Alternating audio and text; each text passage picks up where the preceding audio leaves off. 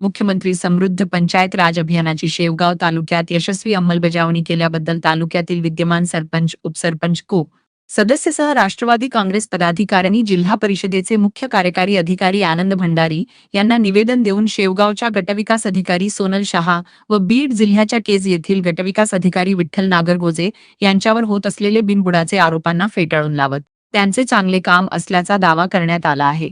मुख्यमंत्री समृद्ध पंचायत राज अभियान अंतर्गत शेवगाव तालुक्यातील 20 ग्रामपंचायतींनी या अभियानात सहभाग नोंदवला होता।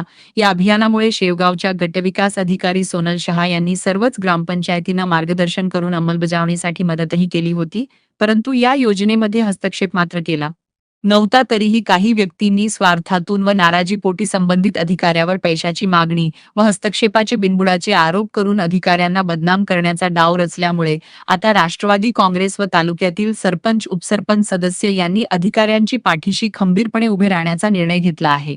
गटविकास अधिकारी सोनल शहा यांचे काम चांगले असून प्रशासन त्यांच्या पाठीशी खंबीरपणे उभे असल्याचे मुख्य कार्यकारी अधिकारी आनंद भंडारी यांनी म्हटले आहे। यावेळी राष्ट्रवादी काँग्रेसचे जिल्हा कार्याध्यक्ष तथा सरपंच संजय कोळगे, सरपंच अंबादास ढाकणे, सरपंच संजय आंधळे आदींसह तालुक्यातील सरपंच, उपसरपंच मोठ्या संख्येने उपस्थित होते। वर्षापासून संपूर्ण महाराष्ट्रामध्ये मुख्यमंत्री पंचायत राज अभियान सरकारने या ठिकाणी महायुती सरकारने चालू केलेलं आहे आणि त्या अनुषंगाने जवळपास 55 बाबीवरती 58 बाबीवरती या ठिकाणी प्रत्येक ग्रामपंचायतीला कामकाज करायचं होतं। त्याप्रमाणे शेवगाव तालुक्याच्या गटविकास अधिकारी श्रीमती सोनल शहा मॅडम यांनी शेवगाव तालुक्यातील सगळ्याच ग्रामपंचायतीला आवाहन केलं होतं की तुम्ही याच्यामध्ये सहभाग नोंदवा। जवळपास 20 ग्रामपंचायतीने याच्यामध्ये सहभाग नोंदवला आणि त्या ठिकाणी त्या प्रत्येक बाबीवरती कामकाज चालू केलं। कामकाज चालू करत असताना प्रत्येक घटक या बाबीवर सुद्धा बीडीओनी प्रामाणिकपणे लक्ष दिलं आणि प्रत्येक गावचे सरपंच असतील, उपसरपंच असतील, गावकरी असतील, ग्रामपंचायत सदस्य असतील किंवा तिथले ग्रामविकास अधिकारी असतील यांनी सुद्धा अगदी तन मन धनाने या योजनेमध्ये सहभाग घेतला आणि प्रामाणिकपणे आपलं कामकाज त्या ठिकाणी केलं। नंतरच्या काळामध्ये तालुकास्तरीय समिती पाहणीसाठी शेवगाव तालुक्याच्या दौऱ्यावरती आली।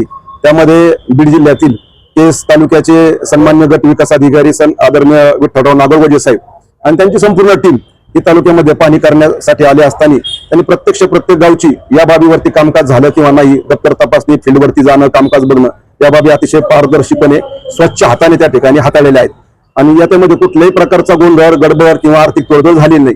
आज शेवगाव तालुक्यातील जवळपास 30-35 गावचे सरपंच या ठिकाणी उपस्थित आहेत आणि आमच्या सगळ्या सरपंचाची एकच मागणी होती की जे अधिकारी चांगल्या पद्धतीने प्रशासनामध्ये कामकाज करतात त्यांच्या पाठीशी ठामपणे आम्ही सरपंच असू, आमच्या बरोबर पदाधिकारी असो किंवा जिल्हा परिषदेचं प्रशासन असो यांनी त्या ठिकाणी उभं राहिलं पाहिजे। आणि जे आता जे 1 महिन्यापासून गट विकास अधिकारी यांनी पण शेवगावचे आणि केज यांच्यावरती जे घाणेरडे आरोप शेवटच्या थरापर्यंत जाऊन केले जात आहेत याला कुठेतरी पायबंद बसला पाहिजे। आणि जर समजा परत एकदा संपूर्ण राज्याचाच हा निर्णय आहे की जे 85% जास्त मार्क ग्रामपंचायतीला पडलेले आहेत त्या ग्रामपंचायतीची पुनर्तपासणी आता होणार आहे आणि मग पुनर्तपासणी समोर आपली बाजू मांडणं किंवा मी कसं कामकाज केलेलं आहे, माझ्यावर कसा अन्याय झालाय हे जर समिती समोर जर मांडलं तर निश्चित स्वरूपामध्ये जर तुमच्यावर अन्याय झाला असं तुमचं म्हणणं असेल तर निश्चित स्वरूपामध्ये तो दूर होईल।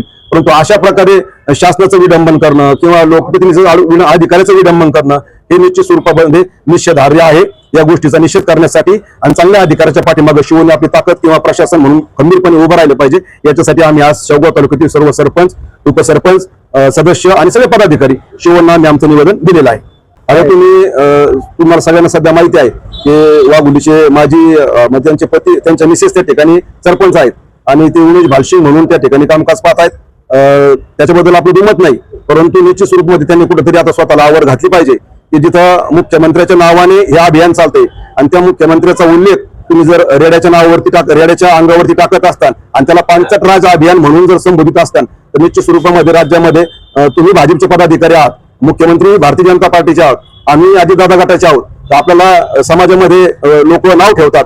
अशा पद्धतीने आपण या अभियानाचा दुरुपयोग केला नाही पाहिजे अशी आमची प्रामाणिक मागणी आहे।